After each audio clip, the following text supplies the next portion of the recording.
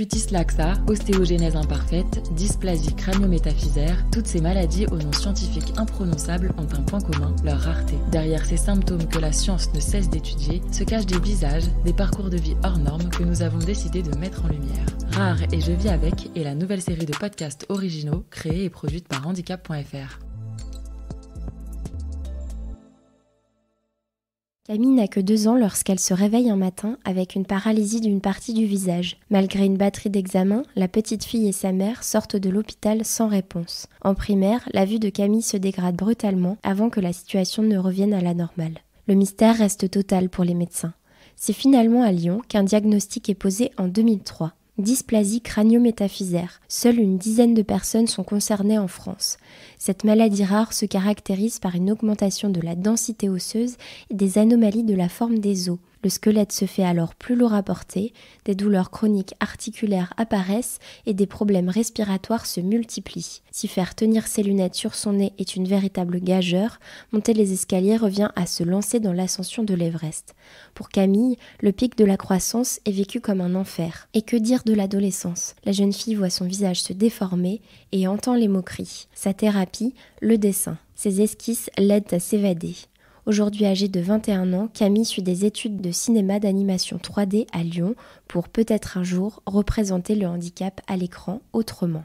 Bonjour Camille. Bonjour. La dysplasie crânio-métaphysaire, c'est une douleur qui vous parcourt le corps depuis toujours. Comment vous pourriez nous la décrire, cette douleur ? C'est comme des pics dans tout le corps. Parfois, ça peut être au niveau des articulations dans les jambes ou alors dans le dos, au niveau de mon cou, les cervicales, tout ça. Vous avez toujours connu ces douleurs ? Oui, toujours. Je n'ai pas souvenir de ne pas souffrir au moins un jour. Parfois, ça allait même jusqu'à à ne pas marcher tellement c'est douloureux. Comme une fois, je me suis retrouvée en fauteuil roulant pendant 1 mois. Vous avez l'impression que vous êtes habituée à cette douleur avec le temps ? En quelque sorte, oui, car maintenant, je ne dissocie pas la même façon les douleurs par rapport aux autres. C'est-à-dire qu'une douleur qui me va, par exemple, à 4 sur 10, c'est à l'équivalent de 6 sur 10 pour une personne de sans maladie. Donc concrètement, est-ce que vous avez l'impression que c'est en non-stop ? C'est vraiment non-stop. C'est des pics qui parcourent, ou alors même ça peut être, je sais pas comment expliquer la situation, mais comme des vagues, on va dire, de douleurs qui s'enchaînent. Et malheureusement, il n'y a vraiment pas de solution pour que ça se calme. Vous prenez des antalgiques peut-être pour calmer la douleur ou vous essayez justement de supporter cette douleur ? Eh bien, j'ai tout essayé, j'ai fait que Doliprane, enfin c'est vraiment, malheureusement, c'est dans les cas où c'est de fortes douleurs. Je prends les médicaments, quand c'est très faible, il n'y a rien pour me soulager. À un moment où j'étais en fauteuil roulant pour ne plus marcher, j'arrivais plus, ça faisait tellement mal que pour dormir, je prenais de la codéine pour pouvoir me soulager. Et est-ce qu'avec le temps, vous avez trouvé d'autres solutions pour vous soulager ? Malheureusement, non, toujours pas. En ce moment, je suis en train d'essayer de réfléchir pour tester au cannabis thérapeutique pour voir si ça peut me soulager, mais je n'ai pas grand-chose pour l'instant. Est-ce que vous pourriez nous expliquer dans vos propres mots votre maladie ? C'est une maladie qui, comme vous l'avez dit, ce sont des os qui sont vraiment très épais. Donc ça vient à déformer mon visage. Ça peut aussi déformer le corps. Donc par exemple, j'ai une cage thoracique assez grosse, donc c'est-à-dire que parfois les soutiens-gorge me font mal parce que ce n'est pas adapté à ma morphologie. C'est-à-dire que ma cage thoracique, elle est assez grosse et parfois même un peu légèrement déformée et ça me fait mal quand j'en porte. C'est assez fatigant pour monter, marcher, même j'ai pas le droit à faire de sport assez violent parce que ça peut être dangereux. Par exemple, je ne peux pas faire de ski. Si je me casse un os, ça peut être assez fatal. J'ai fait de l'équitation auparavant, mais il s'est avéré que c'est trop dangereux pour ma maladie. Donc j'ai dû malheureusement arrêter. Comment vous avez vécu toutes ces limitations d'activité ? Assez mal, on peut dire, parce que l'équitation, c'est quelque chose que j'aimais énormément. Être auprès des chevaux, mais malheureusement, je ne pouvais pas évoluer assez comme les autres, parce que malheureusement, j'étais entre guillemets limitée à un certain niveau, sinon c'était trop dangereux et même une chute de cheval peut être fatale. Même j'ai fait de la danse aussi et j'étais dans le groupe des petits parce que je pouvais pas faire plus d'efforts que ça quand j'étais petite. J'ai fait des violons parce que j'étais tombée amoureuse des violons Et ma maladie m'a paralysé le bras. Pendant plus de 6 mois, on savait pas ce que j'avais. Et du coup, j'ai beaucoup perdu. Et après mon opération, je n'arrive plus vraiment à jouer. Parce qu'en fait, quand vous dites « ça m'a paralysé le bras », c'est-à-dire que vos os figent vos membres? Bien, c'est-à-dire que mes os, parfois, vu qu'ils épaississent anormalement, ils compriment quelques nerfs. Donc, c'est-à-dire, pour mon bras, vu qu'on ne voyait rien sur tous les examens, on a décidé de m'opérer pour voir ce qu'il y a réellement. Il s'avère que mon os s'est enroulé autour de mon nerf qui a au niveau du coude et j'avais tout le temps mal à ce moment-là en fait. Les douleurs dont vous parliez tout à l'heure, c'est donc des douleurs nerveuses la plupart du temps? Oui, c'est pas vraiment osseux, c'est vraiment tout ce qui est nerveux quand mes os ils compriment les nerfs. Par exemple, quand il fait chaud, forcément ça gonfle et tout ça et c'est là où vraiment j'ai plus de douleurs. Vous êtes sensible au climat? C'est juste l'été où vraiment quand il fait chaud et quand il y a juste le corps qui gonfle, qui est naturel, tout simplement comme toute personne, ça gonfle, mais sauf évidemment vu que les os ils sont très épais, il y a très peu de place et parfois les nerfs entre les os sont un peu gênés par Est-ce que justement vous êtes susceptible de vous casser plus facilement les os? Je vous avoue, j'ai jamais essayé, donc je sais pas trop, mais dans mon enfance, j'ai eu beaucoup de tendance à faire des entorses. Donc j'ai vraiment eu souvent des plâtres. Donc oui, il se pourrait peut-être maintenant, je fais plus attention, peut-être pas, mais mes os restent quand même fragiles. Vous avez vécu plusieurs années d'errance médicale. À quoi ressemblait votre enfance dans les hôpitaux? J'étais quand même très accompagnée par l'hôpital Necker Enfants Malades. Bon là, j'étais vraiment entourée de médecins. Du coup, ils savaient pas trop quoi faire pour mes problèmes, parce qu'il y a un moment où j'ai perdu la vie, ils savaient pas ce que j'avais. Ils n'ont toujours pas trop ce que c'était. Même pour mes douleurs, ils ignoraient, mais ils faisaient très attention à ma croissance pour voir que ça n'évolue, pour éviter que ça évolue tout simplement. Mais vous, comment vous l'avez vécu le fait d'être enfant et de vivre plusieurs semaines parfois dans les hôpitaux?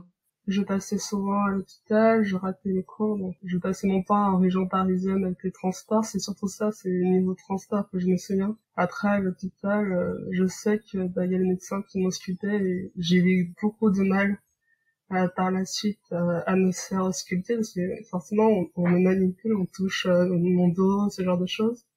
Et pendant assez longtemps, je refusais que quelqu'un me touche au niveau du dos pour me faire juste un massage, tout simplement. Et c'est quelque chose qui est assez compliqué. Juste un massage, ça me crispait. Même si par exemple un ostéopathe, j'arrivais pas à me détendre parce que c'est quelque chose que je détestais clairement. Alors, on a bien compris que ça avait révélé une forme de traumatisme et aussi que ces mois et ces semaines passées à l'hôpital, ça a eu un impact très chronophage et énergivore pour vous et votre famille. Mais est-ce que vous avez eu l'impression d'avoir une enfance un peu sous cloche, enfin, ne pas vivre les mêmes activités, la même insouciance que d'autres enfants? Eh bien, moi, je pense que j'étais plus mature que les enfants de mon âge. Et que je passais moins de temps avec les enfants de mon âge et plus avec les adultes, les médecins. Donc oui, j'ai peut-être raté une partie de mon enfance, mais ça n'a pas vraiment touché plus que ça. On l'a dit, c'est une maladie qui épaissit vos os de l'intérieur, mais aussi qui vous a déformé à l'extérieur. Comment vous avez vu votre corps évoluer au fil de ces années ? Bien pendant l'enfance, c'était très compliqué. J'ai eu énormément de moqueries. Le premier jour d'école primaire, j'ai très mal vécu parce qu'on s'est moqué de moi. Par chance, la directrice, elle était intervenue pour ça. Qu'est-ce qu'ils vous disaient exactement, ces enfants? Ils se moquaient de moi parce que j'avais le visage déformé. Comment vous avez vécu le fait de grandir tout simplement avec un visage et un corps qui changent?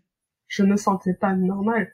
Bien parce que j'avais un visage déformé, j'avais un nez plat, j'avais la bouche ouverte, donc j'arrivais pas à fermer les lèvres. J'ai eu une période où j'avais un appareil dentaire qui se colle au palais, donc qui faisait écarter mes dents. Donc là, j'avais vraiment une bouche ouverte, c'était vraiment très dégradant pour moi. C'était le moment où je détestais le plus. Je pense que c'était au niveau du collège. C'est surtout la vision des autres qui est encore plus impactant là-dessus. Et alors, vous parlez des années collège. On imagine bien que l'adolescence a été une période compliquée pour vous. Comment vous l'avez vécu?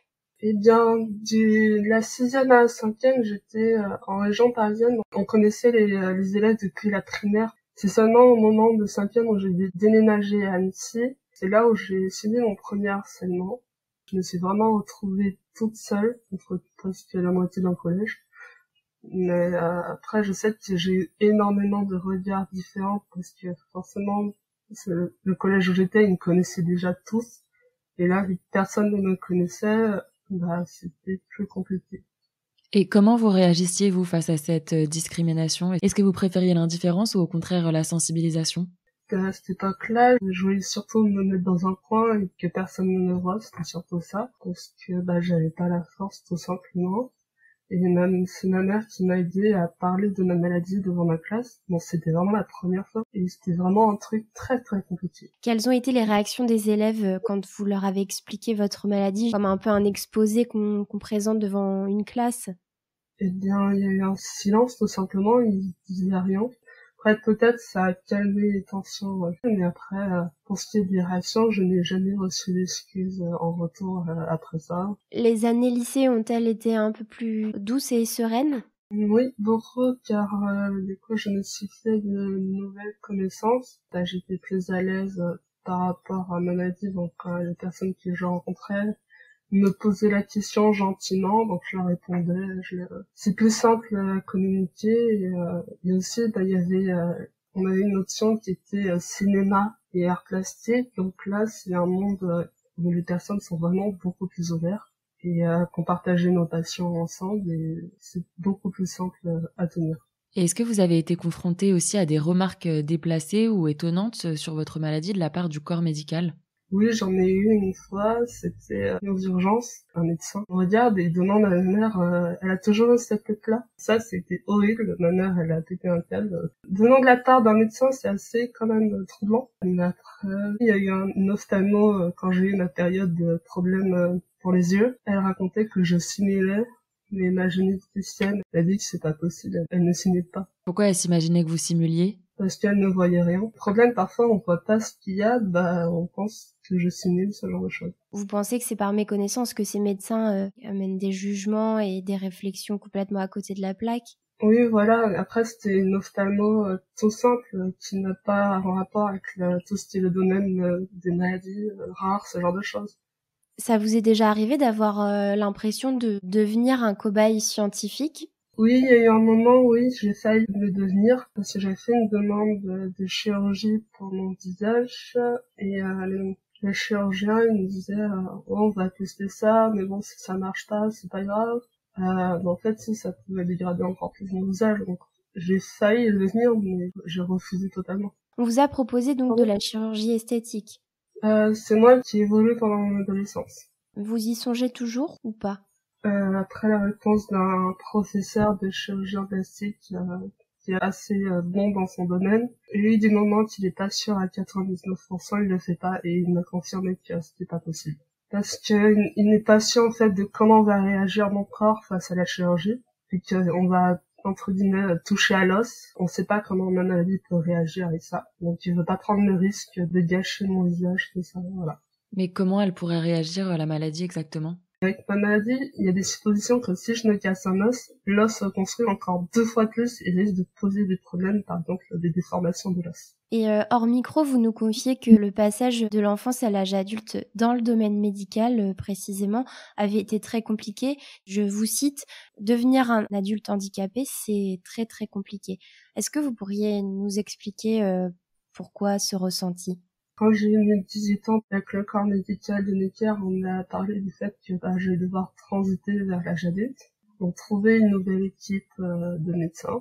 Et après, pendant 2 ans, je n'ai pas eu de nouvelles. Je ne savais pas où m'orienter, ni où aller si j'ai un problème. Par chance, je n'ai pas eu de problème à ce moment-là. Si j'en avais eu un, on ne sait pas comment on aurait fait. Donc après, j'ai refait un appel, ils m'ont dit il y a telle équipe qui vont vous recevoir, donc c'est une équipe de rhumatologie, sur Paris également. Quand je suis arrivée, j'étais entourée de plein de médecins que je ne connaissais pas du tout. Ils m'ont posé plein de questions, ils ont revu mon dossier médical, et encore le dossier médical n'avait pas encore bien été transféré, donc ils n'avaient pas toutes les informations. J'ai dû repasser une batterie d'examens, donc une semaine à l'hôpital pour faire plein d'examens, pour essayer de trouver des solutions pour mes douleurs, mais j'ai l'impression que je suis moins écoutée qu'avant. Et il y a un médecin qui me dit oui, mais vous avez la maladie de Basedow, donc c'est des problèmes de thyroïde, et il me demande est-ce que ce serait pas par rapport à ça, tout ça, alors que moi je ne vois qu'il n'y a aucun rapport en fait avec cette maladie. Je suis un peu déçue, j'ai moins confiance en ces médecins. J'ai l'impression de recommencer tout à zéro. Donc tout ce que j'avais fait pendant l'enfance, j'ai l'impression qu'on a tout effacé et qu'on revoit tout. Et d'un autre côté, c'est fatigant parce que déjà c'est sur Paris, je dois faire des allers-retours entre Lyon et Paris, ça me coûte de l'argent. Et j'ai pas envie de passer mon temps à l'hôpital et négliger mes études à côté. Et à l'heure actuelle, est-ce qu'il existe des traitements pour votre maladie? Non, il y en a pas. Peut-être des essais cliniques en cours en France ou à l'étranger? Bien, j'ai demandé un essai pour justement le cannabis thérapeutique, mais ils m'ont dit que ce sera pas possible parce que déjà ce n'est pas dans le secteur et il faut attendre que l'essai médical soit accepté en France, ce qui est vraiment dommage parce que dans les autres pays ça a été déjà fait et que ça a été bien confirmé, mais sauf qu'on va refaire en France malheureusement. Est-ce que vous êtes en contact avec d'autres malades en France, puisque il en existe une dizaine, si j'ai bien compris? Je connais 2 personnes qui ont la même maladie que moi. Ma mère, elle a eu contact avec une mère dont sa fille aussi souffre de cette maladie. Et pour l'instant, on n'a que ces personnes-là, de ce que je sais. Et est-ce que ça vous aide? Est-ce que ça vous fait du bien de communiquer avec eux, d'échanger avec eux? Et bien, oui, ça va, c'est sympa de voir déjà sur les réseaux sociaux l'actualité qu'ils ont. Ça fait du bien, je sais qu'il y en a un qui est récemment père de famille. Disons, ça me rassure un peu parce que moi, plus tard, j'aimerais bien avoir un enfant et sachant qu'avec la maladie, c'est un peu risqué. Ça fait quoi de se dire que seule une poignée de personnes vit la même chose que moi dans le monde? Le truc, c'est qu'on ne vit pas exactement pareil. Par exemple, le garçon avec qui j'ai discuté, il n'a pas exactement les douleurs comme moi j'ai. Mais après, par rapport à ce qui est physique, mais aussi on a ressenti la même chose, une crise, ce genre de choses. C'est dire qu'on a vécu ça ensemble, c'est entre guillemets rassurant, mais aussi on se dit comme quoi il y a beaucoup de gens qui se moquent encore de nous alors qu'on est adultes. Alors on a bien compris que le dessin était pour vous une véritable thérapie. Pourquoi avoir choisi cette activité? On peut mieux s'exprimer que par écrit, et même montrer du visuel à ce qu'on pense. Et à quoi ressemblent vos dessins alors? C'est comme si j'utilisais un journal intime et je dessinais ce que je pense, ce genre de choses, mais là je dessinais entre guillemets mes douleurs, mes tristesses. Est-ce que vous pourriez nous parler de votre projet qui avait été sélectionné pour le 10e Festival international du film d'animation de Paris? Ça parle de ma maladie justement. J'ai décidé de faire un dessin animé parce que suite au fait qu'il fallait expliquer devant une classe très dure, je me suis dit peut-être par dessin animé ce serait plus simple pour moi de l'expliquer, comme ça tout le monde me regarde, sans que j'ai besoin de pleurer devant eux quand j'explique la maladie. Franchement, si je dis dysplasie crânio-métaphysaire à quelqu'un, il ne va pas comprendre ce que c'est, il dit c'est une fleur, c'est un cactus, on ne sait pas ce que c'est. Même à l'hôpital, ils ont décidé de l'utiliser comme entre guillemets référence de ma maladie pour connaître un peu mieux. Aujourd'hui, vous êtes étudiante en cinéma d'animation 3D à Lyon. Est-ce que votre maladie pourrait inspirer d'autres projets? Possible, t'as fait ce genre d'animation, ça peut être intéressant d'expliquer telle maladie aussi. Comment vous envisagez l'avenir aujourd'hui? J'envisage bien déjà de pouvoir finir mes études et commencer à travailler dans le domaine de l'animation. Pour l'instant, je ne sais pas comment ça se passera avec ma maladie. C'est ça aussi, c'est que je sais pas comment se passe le monde de l'emploi. Vous disiez tout à l'heure que vous étiez rassurée à l'idée que il y avait une possibilité d'avoir des enfants un jour. Est-ce que vous, c'est quelque chose que vous projetez? Est-ce que J'ai toujours voulu avoir un enfant, sauf qu'on m'avait dit que j'avais un risque sur 4 de transmettre la maladie à mon enfant. Et en fait, quand j'étais petit, je disais bon je vais adopter parce que j'ai pas envie de transmettre ma maladie, enfin c'est horrible. Mais sauf qu'il s'avère que j'ai un risque sur 2 de le transmettre, donc c'est encore pire. Malheureusement, si je le transmets, ça peut être pire pour l'enfant. Donc c'est une crainte énorme que j'ai. Mais grâce au programme médical, apparemment, je peux faire par in vitro. C'est juste que je pourrais pas faire naturellement car il faut surveiller. Il faudrait le faire vraiment à l'extérieur pour vérifier si les gènes ne sont pas touchés et que là, je pourrais pouvoir avoir cet enfant. Quel impact ça a aujourd'hui ou ça a eu durant toute votre adolescence sur votre vie intime? Est-ce que vous aviez peur d'approcher des hommes ou des femmes? Il y a quand même pas mal d'hommes qui n'osent pas faire plus, je pense, parce qu'il y a la barrière de la maladie. Mais après, j'ai quand même quelqu'un qui a fait partie de ma vie, que ma maladie ne lui a pas du tout dérangé. En fait, il disait que c'était ma touche de beauté, entre guillemets. Enfin, il regardait pas l'extérieur, il s'intéressait surtout à l'intérieur. Moi-même, en fait, tout simplement. Eh bien, merci Camille pour votre témoignage. Rappelons que la dysplasie crânio-métaphysaire reste encore méconnue puisqu'elle touche seulement une dizaine de personnes en France. Pour en savoir plus, rendez-vous sur le site Solidarité Handicap autour des maladies rares, rubrique dysplasie crânio-métaphysaire. À bientôt!